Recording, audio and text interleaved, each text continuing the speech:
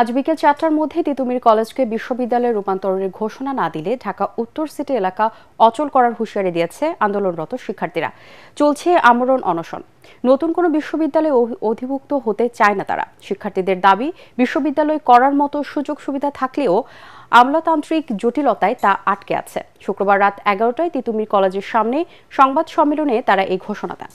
অবরোধ কর্মসূচির আওতায় রাজধানীর বারাসাত ব্যারিকেড থেকে ঢাকা উত্তর সিটির বিভিন্ন স্থানে সড়ক ও রেলপথ বন্ধ থাকবে।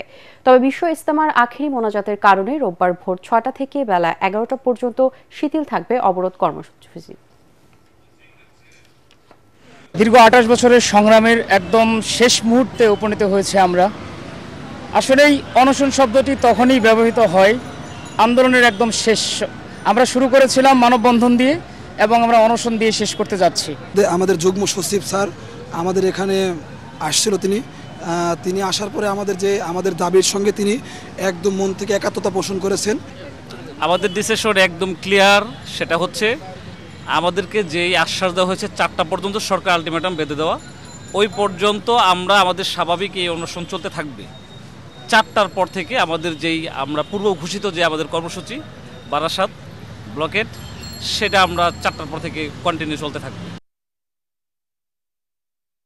দর্শক, এই মুহূর্তে তিতুমির কলেজের সামনে আছেন সহকর্মী রাসনা দাস। আমরা সরাসরি চলে যাচ্ছি তার কাছে। রাসনা, আন্দোলনের পরবর্তী কর্মসূচি নিয়ে কি বলছেন শিক্ষার্থীরা?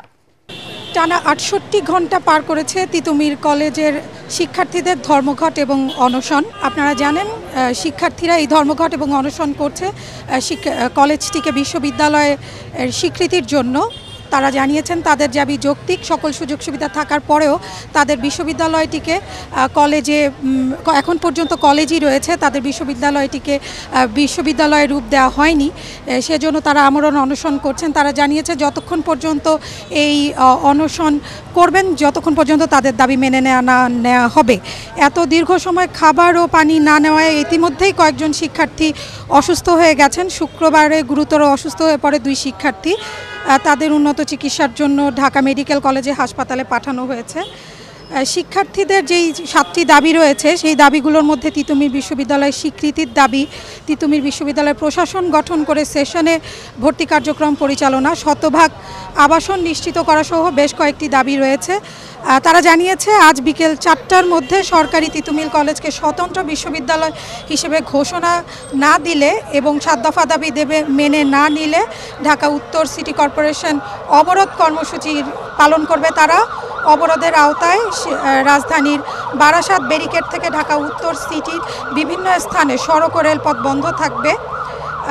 এখন শিক্ষার্থীদের আরও একটি ক্ষোভ হচ্ছে, এখন পর্যন্ত শুধুমাত্র শিক্ষা মন্ত্রণালয় থেকে শিক্ষার যুগ্ম সচিব তাদের সঙ্গে দেখা করতে এসেছে।